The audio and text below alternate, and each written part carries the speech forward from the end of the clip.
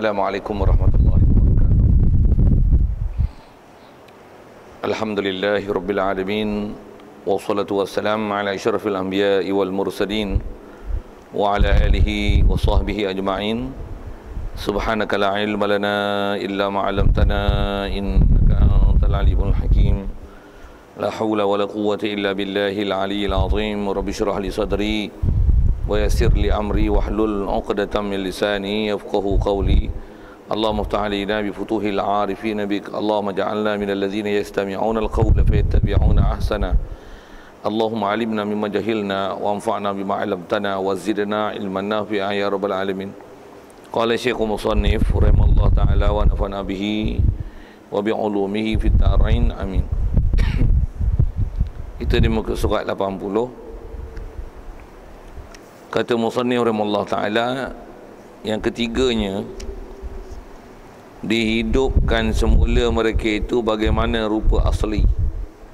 Keempat, dihimpunkan di padang mahsyar menerima berbagai hal mengikut iman dan amalan masing-masing. Kelima, memohon syafaat daripada anbiya. Keenam, dijalankan kira-kira atas segala amalan yang dilakukan di dalam dunia.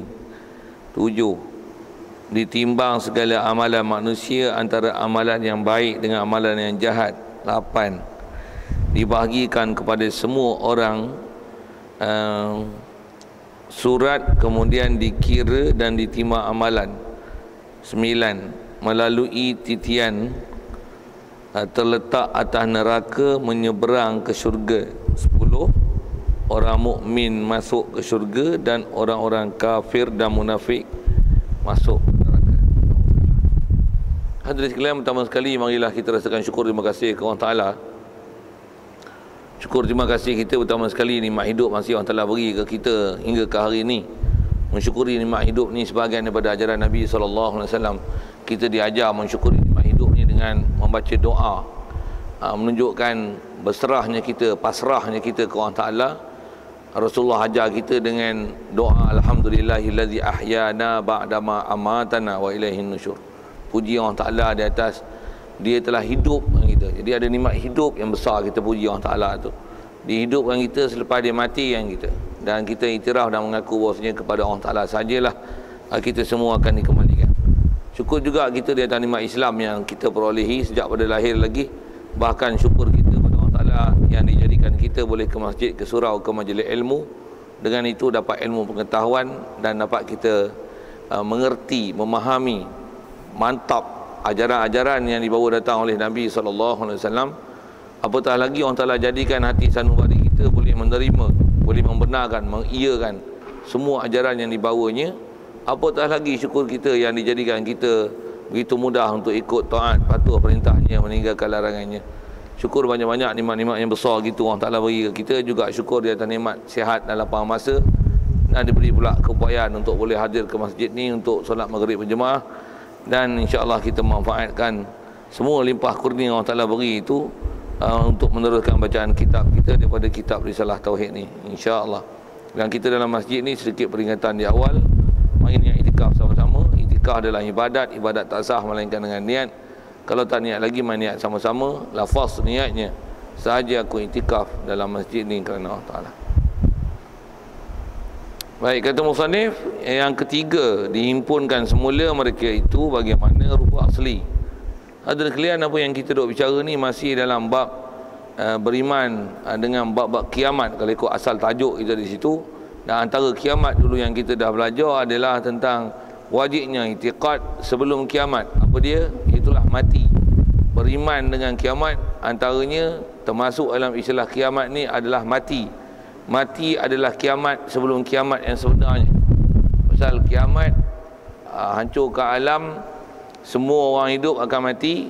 Jadi mati tu, mati adalah mati sebelum kiamat. Itu kot bahasanya. Jadi kita dah bicara tentang masalah mati hari itu, dan apa tentang masalah yang ada di dalamnya, tentang wajibnya intiqad, ada mungkar nakir, ada soal. Begitu juga ada azab dan nikmat dalam kubur. Baik, seterusnya, setelah ahli kubur dalam kubur, dan kalau nisbah kiamat, ditiupkan sangkakala yang pertama dengan dihancurkan semua perkara, melainkan kalau disebut dalam kitab-kitab akidah dengan apa yang telah dikumpul oleh ulama, ada 10 perkara saja. Nisbah makhluk Allah, ya Allah tak hancur binasakan dia. Lain daripada itu semua hancur. Jadi bila dah tiup sangkakala pertama ni, Allah Ta'ala perintahkan Israfil meniupnya, dihidupkan semula mereka itu, makhluk manusia khususnya jin, sebagaimana rupa asli. Okay. Jadi yang kita nak sambung seterusnya ialah antara kita wajib beriman dalam perkara kiamat. Yang ni ialah termasuk istilahnya beriman dengan perkara sam'iyat. Sam'iyat ni maksudnya perkara-perkara ghaib yang didengarkan penceritaannya, perkhabarannya daripada Nabi SAW, sama ada melalui sabdaan dia sendiri ataupun yang diambil itu adalah huraian daripada Quran. Yang Quran adalah firman Allah Ta'ala. Jadi antaranya kita wajib i'tiqad dan wajib iman, wajib berpegang di hati bahawasanya setelah kita berada di alam barzah tu, dan kalau nisbah orang yang tak mati lagi nanti, hujung mereka akan menempuh proses kiamat dengan ditiupkan sangkakala yang pertama tu. Lepas tu nanti manusia semua akan istilahnya mati, tinggallah makhluk yang tertentu saja, yang ada 10 yang ulama kita senaraikan tu. Lepas tu dalam tempoh yang Allah Ta'ala kendaki, barulah nanti akan dihidupkan semula. Hidup semula ni kalau istilah yang disebut oleh ulama berdasarkan nas yang ada, hidup semula ni adalah dengan proses Allah Ta'ala perintahkan malaikat Israfil meniup sangkakala yang kedua, buat kali keduanya. Kali pertama untuk menghancurkan apa yang Allah Ta'ala perintah untuk dihancurkan. Kali kedua ialah untuk menghidupkan semula makhluk bernyawa, untuk diberikan dan diselesaikan perhitungan seadil-adilnya, dan dengan limpah kurnia Allah Ta'ala untuk dia nak beri apa dia nak beri. Yang itulah antara makna kiamat yang telah kita bicara dulu. Baik, jadi wajib beriman bahawasanya kita ni akan dihidupkan semula bagaimana rupa asli. Baik, hidup pun antara kena i'tiqad, macam mana kita mati, macam mana rupa kita, macam itulah kita akan dibangkitkan.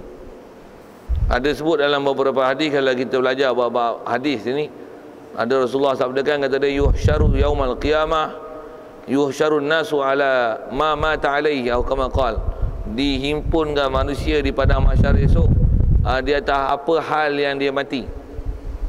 Kalau mati kanak-kanak, rupa kanak-kanak lah, mati tua-tua lah, mati muda-muda lah, yang tu kot bahasanya. Jadi akan dibangkit macam mana rupa asli. Kalau kita kat dunia rupa macam ni, akhirat esok rupa macam ni lah. Masa bila yang rupa macam ni? Waktu bangkit pada kubur tu. Bangkit selepas ditiupkan sangkakala kedua, kita akan dibangkitkan dengan rupa asli. Dan rupa asli ini dari segi rupa, dari segi apa Allah Ta'ala jadikan bahan untuk mengembalikan kita, di situ ada macam-macam huraian ulama lah. Antara yang masyhur disebut ialah dijadikan kita semula setelah kita punya daging, urat, tulang belulang semua hancur lebur, dimakan tanah, bofi dengan bahasa gitu. Allah Ta'ala akan jadikan kita semula daripada ajbuz zanab. Ajbuz zanab ialah tulang kecil sebesar biji sawi, yang dia ni memang Allah Ta'ala jadikan kejadian kita, dia takkan hancur walaupun disimpan beribu tahun, berjuta tahun. Tulang kecil yang bernama ajbuz zanab, ada setengah bahasa kampung panggil tulang tunggin, tulang mencurut, macam-macam nama yang diberi kepada tulang ni. Daripada situlah Allah Ta'ala akan jadikan asal kita balik. Dan bila dijadikan kita asal ni, apa yang disebut dalam hadis, semua juzuk yang pernah tertanggal daripada kita semua akan bercantum balik. Semua akan bercantum balik. Dan mana yang tertanggal dulu dalam keadaan berhadap besar, dia akan gelap. Yang mana yang dia tertanggal dengan keadaan tak ada besar, kalau dia dibasuh dengan wudu, dengan sembahyang, maka dia akan bercahaya. Itu khas untuk sifat umat Nabi kita Muhammad sallallahu alaihi wasallam. Macam mana pun nak sebut dan kata kita akan dikembalikan dengan rupa asli, dan apa juzuk kita yang pernah tertinggal memang dia hancur, tapi nisbah apa yang dikembalikan tu, mana yang pernah tertanggal semua dikembalikan. Tapi taklah panjang menjela. Dia jadikan rupa kita rupa macam ni. Tapi apa yang pernah terlucut semuanya akan dibalikkan. Yang tu yang kalau kita katalah kejadian rambut kita, kuku kita ada daripada sumber yang haram, hak tu nak kena sentuh api neraka tu. Yang mana jadi tulang, yang mana jadi kulit, yang mana jadi kuku, hak tu yang mana yang istilahnya terbina daripada benda-benda haram, hak tu yang kena sentuh api neraka tu. Hak tu kena bakar tu. Baik, sikit dengan bahasa gitu. Jadi wajib i'tiqad bahawasanya kita akan dihidupkan semula. Dan hidup asal ni bangkit dari kubur dengan rupa asli. Kita tak akan rupa asli setelah masuk syurga. Bagi ahli syurga lah. Kerana semua ahli syurga, kalau kata dia kanak-kanak pun dia akan didewasakan. Kalau dia tua pun dia akan dimudakan. Itu ahli syurga. Adapun masa di padang mahsyar, macam mana rupa asli? Rupa asli tu rupa macam mana? Macam mana kita mati? Kalau mati muda, rupa muda lah. Mati tua, tua lah. Mati kanak-kanak, kanak-kanak lah. Pasal kita akan dibangkitkan macam mana hal kita mati. Okey, siap? Itu maksud kata dihimpunkan semula mereka itu bagaimana rupa asli. Rasa itu je kot nak cerita. Kalau ada masalah tanya lain nanti. Yang keempat, setelah dihimpun pasal kita bangkit-bangkit tu, kita akan dihimpun. Jadi maksudnya bangkit pada kubur masing-masing. Buah bilang bahasa kubur tu. Lepas tu akan dihalau dan dikumpul lah. Jadi ada dua peringkat. Pertama qiyam, maksudnya bangun daripada kubur. Lepas tu dihalau dan dikumpul. Ada dua proses tu. Baik. Bila dah dihalau kumpul, nanti yang nombor 4 disebut dihimpun ke padang, di padang mahsyar. Istilah padang mahsyar ni kalau bahasa Arab hasyara. Mahsyar tu daripada hasyara, maksudnya satu padang yang Allah Ta'ala jadikan center untuk menghimpunkan seluruh makhluk yang Allah Ta'ala pernah jadikan sejak, kalau di sebuah manusia, sejak Nabi Adam sampailah proses tiup sangkakala yang pertama. Bangkit semua, tak bayangkan ramai mana. Jadi tempat himpun tu namanya mahsyar. Sebab kita orang Melayu, kita dah guna bahasa tu dah, padang mahsyar faham lah tu. Tapi padang mahsyar ni apa dia? Asal mana mahsyar ni lah satu tempat yang Allah Ta'ala jadikan tempat khas untuk dihimpun semua manusia setelah ditiupkan sangkakala kedua untuk menghidupkan mereka balik dan diselesaikan perhitungan mereka. Baik. Jadi setelah bangkit dihimpun di padang mahsyar. Nak tengok Quran kalau satu-satu suasana bangkit tu macam-macam lah. Antaranya kalau sebut dengan mudah dalam Yasin, antara fenomena berlaku bangkit pada kubur ni, ada manusia yang beriman, dia bila bangkit dia memang tahu dah, dia memang yakin ini adalah hari pembalasan yang dijanjikan. Ada manusia yang tercengang-cengang bila dibangkitkan dengan ditiupkan sangkakala kedua itu, yang Allah Ta'ala kembalikan balik kejadian dia, kembalikan balik roh ke jasad dia, yang Allah Ta'ala jadikan jasad itu semula. Dia akan tanya, dia kata apa dalam Yasin tu, qalu ya wailana ma ba'athana min marqadina. Tu antara cerita dalam Yasin lah. Jadi antara manusia ni dia akan kata ya wailana, amboi malangnya kami. Qalu ya wailana ma ba'athana min marqadina. Siapa yang bangkitkan kami daripada tempat tidur kami? Maksudnya kami duduk tidur lama ni, bahasa tidur tu matilah tu dalam barzah tu. Bila bangkit tu, ada yang dia tak tahu apakah peristiwa hari tu. Bila ada yang bersoal begitu dan ada yang menjawab. Ada setengah riwayat tafsir sebut yang menjawab ni adalah malaikat, ada yang kata yang menjawab ni adalah orang beriman. Dia jawab apa? Hadza ma wa'adar rahman. Ini adalah hari yang dijanji oleh Allah Ar-Rahman. Wa sadaqal mursalun, dan benarlah semua rasul-rasul yang Allah Ta'ala utuskan. Nak sebut sikit fenomena yang ada tercatat dalam Quran waktu peristiwa bangkit. Jadi kalau kita tengok sikit daripada ayat surah Yasin tu, apa maksudnya? Ada manusia yang tak tahu menahu langsung tentang akhirat. Ada manusia yang macam tu. Ada manusia yang memang dia tahu, memang dengan Nabi Rasul dan orang yang berdakwah cerita tentang akan adanya hari kebangkitan, dia dah dengar, dia terima, dia faham. tapi degil tak mau masuk Islam. Ada yang macam tu. Mudah-mudahan kita tak jadilah orang yang tercegang-cegang tu. Macam mana pun juga atas sebut ulama tafsir, dia sebut gini, orang yang tercegang tu macam mana? Kalau dia di dunia dulu, dia tak ada pengetahuan tentang akhirat, bahkan tak ada pengetahuan tentang Islam pun, tak pernah tahu pun Tuhan sebenar ialah Allah, bahkan dia memang dilahirkan di kalangan orang kafir, tak pernah dapat apa-apa informasi tentang Islam, tentang Tuhan sebenar, bahawanya bahala ni tak betul, tak ada siapa pernah dakwah dia. Jadi memang dia tak tahu akhirat esok tahu benda. Jadi bila dia tercegang macam tu, macam mana? Atas kaedah yang kita dah belajar asas dalam bab akidah, orang ni dipanggil ahli fatrah. Istilahnya orang yang tak sampai seruan Islam, lepas dia pada azab. Dan disebut bangkit. Cuma bila itu esok, bila ditanya, mana aku tahu, tak pernah ada orang cerita pun Islam kat aku. Nah, kalau nisbah orang tak pernah dihantar Rasul, tak pernah ada pun Rasul dibangkitkan di kalangan aku menceritakan perkara itu. Dan kita dah sebut dah itu di padang di alam barzah, alam kubur, apatah lagi di padang mahsyar, dia bukan alam ikhtiari. Tidak akan ada manusia yang istilahnya berikhtiar untuk menipu dan berusaha melepaskan diri dengan cara pembohongan. Kerana alam di waktu itu ialah alam ijbari. Istilah ijbari, memang manusia akan berakhlak, berbahasa itu, dia akan berkelakuan sebagaimana yang sepatutnya.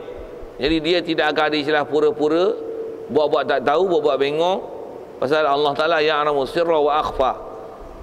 Ni sebab Allah Ta'ala memang tahu semua. Bahkan mereka memang istilah yang sebut tadi, alam tu alam ijbari, maksudnya mereka akan bertindak bukan macam mana apa mereka kehendak, tapi macam mana kehendak Allah Ta'ala. Jadi mereka memang akan, yang salah mengaku salah sekejap. Memang orang yang itulah, yang jahat-jahat, yang buruk-buruk, dia akan sedar kesalahan lah. Kalau yang tercegang, yang tak tahu pengetahuan, dia tercegang itu. Jadi tidak ada manusia yang boleh berlakon hari itu. Kalau di sebab kita, tengoklah kita macam mana. Adakah kita ni buat-buat hari ni apa aku dengar lu ingat tipu je, berlakon je, mampu lah berjawab lah kita. Pasal kita ditaklif belajar, kita dah Islam, mana boleh buat berlakon-berlakon, buat tak tahu kenapa kan adalah kenapa pula. Mampu kita kan. Satu kat dunia ni, kalau kau buat sadin tentang ilmu agama, tentang masjid, tentang akidah, tentang amalan Islam, tentang tanggungjawab sebagai orang Islam, apa dia tanggungjawab kita besar tu sekalian. Macam mana yang Allah Ta'ala perintahkan pada Nabi-Nabi Rasul untuk amal ma'ruf nahi munkar, dekat kita ada fardu kifayah di situ. Kalau kita belajar bab-bab ilmu fiqh dengan apa ulama tafsir daripada Quran hadis Tapi oleh kerana kita ni istilahnya dibesarkan dalam keadaan pendidikan yang tak mengasuh dengan cara Islam yang sempurna, kita rasa macam kita ahli syurga dah elok, relax, selesa dan nyaman, macam ahli syurga yang sebenarnya tak ada masalah. Relax, bodoh pun relax, tak sembahyang macam mana, relax, macam ahli syurga, yakin. Ni fenomena kita ni. Macam mana pun saya dah sebut, nak syarahkan tu lah. Pasal ada manusia bila bangun esok, dia kata, ya wailana man ba'athana min marqadina. Dia kata, siapa bangkitkan kami pada tempat tidur kami? Dilalah yang disebut oleh ulama tafsir juga. Dia kata apa? Orang ni, dia selama ni dia tak pernah kena seksa. Dia bangun, dia rasa seolah-olah mati tu ialah tidur. Jadi orang ni memang tak tahu apa. Pasal apa tak tahu apa? Tanggung orang macam ni yang cakap tadi, tanya macam ni, orang yang tak pernah ada taklifan Islam kat dia. Tak pernah ada maklumat tentang akhirat, tak pernah ada Rasul, tak pernah ada orang Islam cerita Islam ke dia. Memang dia akan jawab macam ni. Dan dia masa alam barzah macam ni, memang tidur tak ada gangguan, tak ada malaikat tanya pasal dia tak taklif.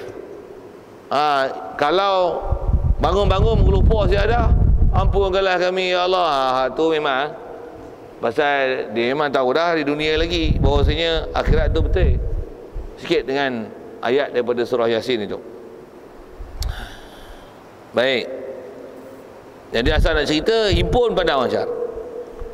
Dan sewaktu di tempat perhimpunan tu, manusia semua, begitu juga jin, menerima berbagai-bagai hal.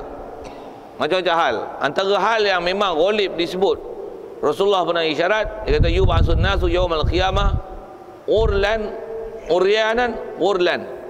Apa dia uryan ni? Telanjang. Lepas tu kulub. Tu yang kulub tu faham macam mana? Pasal semua yang pernah tercerai pada badan kita akan mencantum balik. Dia akan mencantum balik. Hatta kulit yang dipotong waktu berjawi, masuk jawi. Masuk jawi tu istilah lah, inverted commas lah. Yang tu pun akan cantum balik. Dia telanjang, gorlan, lepas tu kulub, melainkan siapa yang Allah Ta'ala kendaki. Semestinya wajib i'tiqad yang Allah Ta'ala kendaki itu siapa? Nabi-Nabi, Rasul-Rasul, orang yang istimewa, orang mati syahid. Yang ni memang special person lah, selected person, yang memang mereka ni sebab akidah dia dan amalan dia sangat baik kan? Dah jamin lah tu. Ada apatah lagi yang ada istilah ahli-ahli syurga. Mereka memang keadaan mereka mungkin jadi di atas siapa yang Allah Ta'ala kendaki, mereka ni saja yang akan ada pakaian. Kita muka sekupang ni tuan-tuan, umumnya Rasulullah sebut itulah rupa kita. Walaupun gitu, itu yang disebut menerima berbagai hal. Maksudnya ada orang pakaian sikit, ada tak pakaian langsung. Umumnya tak ada pakaian. Walaupun tak ada pakaian, pasal Rasulullah pernah menceritakan benda macam ni, setiap manusia tak akan bersibuk untuk melihat aurat, berpegang bahasa gitu, aurat orang lain di sekeliling mereka. Quran ada sebut begini, likulli mri'in yauma idzin sya'nun yughdi. Setiap pribadi, setiap individu pada hari kiamat esok, waktu di padang mahsyar ni, sya'nun yughni, dia ada urusan yang mensibukkan dia. Hatta Nabi Rasul sekalipun, dia akan benda yang mensibukkan dia. Maksud sibuk tu dia tak gaduh fikir hal orang, dia akan mensibukkan fikir hal diri dia. Dan dia akan cari jalan macam mana untuk pelepaskan diri dia kalau nisbah cari jalan. Tapi kalau ikut memang tak ada istilah cari jalan, pasal semuanya adalah ijbari. Dia tak ada yang ikhtiari, yang kita ikhtiar, tak ada. Apatah lagi nak kata ada penipuan dan pembohongan, tak ada. Baik, jadi wajib i'tiqad bahawasanya di padang mahsyar walaupun duduk bersebelahan, tapi orang sebelah lain, kita lain. Kalau kita baik amalan, kita dalam keadaan baik lah Allah Ta'ala beri. Walaupun sebelah kita ada yang dia nanti panas, berpeluh, ada yang tenggelam dalam peluh, ada yang panas macam kadaran matahari singkal daripada kepala, ada kadar satu batu, ada kadar yang jauh. Disebut dengan bahasa menerima berbagai hal. Macam mana boleh ada kepelbagaian hal ni? Mengikut iman dan amalan masing-masing. Benda besar iman lah. Iman pun di atas taklif dan taklif. Kita taklif belaka pasal kita beranak pada orang Islam. Kalau disebut orang kafir, di atas sampai surah Islam ataupun tidak. Satu. Dan amalan, cuai tak cuai, tutup ilmunya, semayangnya, semayang besar tak sah, bab najisnya, bab auratnya, bab wuduknya, semua rukun syarat, tamak ninahnya, bacaannya, didengar tak, tak tidak telinga, semua hal tu akan menentukan kepelbagaian dan hal yang akan berlaku kita. Satu, kita kalau beriman ni tuan-tuan, memang kita akui dan iktiraf, renung-renungkanlah apalah hal kita tu. Tu ulama-ulama dulu tuan-tuan bila baca bab akhirat ni, ada yang sampai tak lalu makan nasi. Kita sagi orang jamu lapar lah tu, makan semacam je. Dia orang belajar tu bukan belajar cakap di mulut je tuan, tapi belajar hati ke hati. Sebut tu yang menangis. Saya ada guru-guru yang saya ngaji dulu, dia baca bab ni dah lah baca orang tu, tok guru pula, tok guru tua tuan, tok guru lama. Memang warak dengan taat dia bagus. Bila baca macam ni seru, baca sikit untuk cerita Quran, hadis, apa yang warid datang tentang alam-alam yang disebut macam ni. Orang lagi teriak satu. Tersentuhnya hati dia pun. Cuma kita ni tak teriak apa macam mana. Dari segi apa kita nak ambil ialah maklumat, dan atas kita belajar bab akidah, wajib beriman ni tu. Ada masalah kalau ada benda-benda yang meragukan kita, mesti selesaikan keraguan tu. Yang ni pun sebut ginilah, kalau nak sebut hadis Quran apa panjang bicara bab tu satu-satu, tapi umumnya memang kena impun, dan masing-masing akan berada hal mengikut hal iman dan amal. Siap? 5. Bila dalam keadaan begitu, berapa lama mengikut kadar yang Allah Ta'ala kendaki. Ada setengah-setengah riwayat sebut dengan 40. 40 apa? Tak pernah ada huraian. Macam mana pun atas sebagian ulama' menguraikan 40 tu dah tak sebut huraian 40 hari ke, 40 tahun ke, 40 bulan ke, ikut akhirat ke macam mana. Oh, tak tahu, tak pernah dapat huraian. Saja dimisterikan di situ pasal dia nak menunjukkan tempoh berada di situ mengikut kehendak Allah Taala. Jadi kita dalam masa proses di mahsyar ni, sebelum dimulakan apa-apa perhitungan, sebelum dimulakan apa-apa perhitungan yang bermula nanti dengan syafaat, nak pohon syafaat daripada Nabi-Nabi Rasul, khususnya yang ulul azmi, sampailah kat Nabi kita Muhammad sallallahu alaihi wasallam nanti, barulah akan bermulanya perhitungan. Perhitungan itu maksudnya berlaku hisab dan kira amalan yang barulah nanti akan ditimbang, dikira dan diputuskan ahli syurga ke syurga, ahli neraka ke neraka. Neraka tu sama ada yang kekal abadi ataupun yang dalam tempoh tertentu. Setelah selesai apa dosa dia, kalau ada iman walaupun sebesar zarah, dia akan tetap ke syurga. Ayat-ayat fakta dia macam tu. Nak kata apa ni? Kita akan berada di mahsyar mengikut tempoh yang Allah Ta'ala kendaki. Berapa lama? Di atas apa yang Allah Ta'ala kendaki. Sikit yang bahasa gini. Untuk berapa lama nak tunggu? Dengar tuan-tuan, nyanyilah. Ada lagu orang dulu-dulu nyanyi, dan yang ni pun memang bahasa ulama. Apa dia? Kita wukuf di mahsyar ni, menanti untuk boleh ada syafaat daripada Rasulullah, dan setiap umat esok akan mencari Nabi Rasul satu-satu untuk memohon syafaat supaya disegerakan hisab, disegerakan perhitungan di akhirat esok ni, ke syurga lah, ke neraka lah. Kita menanti tempoh itu untuk memulakan perhitungan tu. Dialah salah satu daripada penyiksaan yang sangat besar. Sangat besar. Saya ngaji dulu, Tok Guru ada buat misalnya ni. Kita pergi bank, buah pilah bank kan. Saya tengok tutup tak apa, balik. Bila buka, tapi tengok beratus 10 baris. Kita entah gilir apa, nombor pun tak ada. Tapi soft tak bergerak macam mana? Tapi kena beratur. Macam tu bahasa dia. Kalau tutup, balik terus boleh relax. Ngopi dengan bahasa gitu. Nak sebut apa? Di padang mahsyar tuan, tak ada fenomena relax tu. Apa? Semua ternanti-nanti, tertunggu-tunggu bila. Menunggu tu ialah satu siksa tu. Menunggu adalah siksa besar kan. Satu di atas siksa tu, pengajaran tu juga diambil dalam syarak. Satu dalam bab munakahat khususnya, ada bab-bab yang kalau di situ ada istilahnya, khususnya pada pihak perempuan, dia istilahnya menunggu, tersiksa. Nak kata suami tak bersuami, tak ada orang belanja nafkah, tapi suami yang ada tak bagi belanja, macam gantung tak bertali. Dia kena selesai tu. Pasal gantung tak bertali gitu siksa.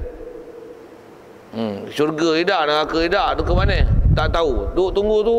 Dia lah siksa besar kan. Tak percaya tak saya siksa tuan-tuan ni? Siksa tuan-tuan macam mana? Siksa. Tuan-tuan balik. Tunggu saya beritahu balik, boleh balik. Bila tuan-tuan nak balik? Kena tunggu lah saya bagi tuan-tuan. Sampai bila nak tunggu? Tunggu lah, ikut saya lah. Siksa tak? Nak cari ke try lagi? Siapa nak setuju? Nak rasakan kesiksaan tu? Kalau tak kena pun rasa boleh bayang siksa tu. Susah kan? Apa-apa kes yang kita bila tak tahu keputusan, dia susah dia segi menunggu. Di mahsyar antara siksa yang besar adalah menunggu keputusan. Dan keputusan tu bukan keputusan syurga neraka. Menunggu untuk boleh bermulanya perkiraan yang semua orang akan mencari-cari dan tercari-cari siapa yang akan boleh dan memang akan berlaku akhirat esok. Mereka akan bermula dengan Nabi Adam, lepas tu Nabi Nuh, lepas tu Nabi Musa, Nabi Isa, Nabi Musa, lepas tu Nabi Ibrahim, lepas tu last sekali baru akan berjumpa pada Nabi Muhammad sallallahu alaihi wasallam. Nabi Muhammad nantilah yang sahaja yang dan hanya akan berkata ana laha, akulah orang yang boleh memohon syafaat pada Allah Taala supaya dimulakan perhitungan ini. Orang lain semua memberikan keuzuran. Ayat yang selalu masyhur sebut dalam riwayat-riwayat akidah yang ada dalam bab ni, Semua Nabi Rasul yang kata nafsi, nafsi, nafsi, lastu laha, lastu laha, diri aku duk sibuk dengan diri aku duk sibuk dengan diri aku bukan ahli untuk meminta syafaat. Rasulullah aja yang kata ana laha, I'm the person.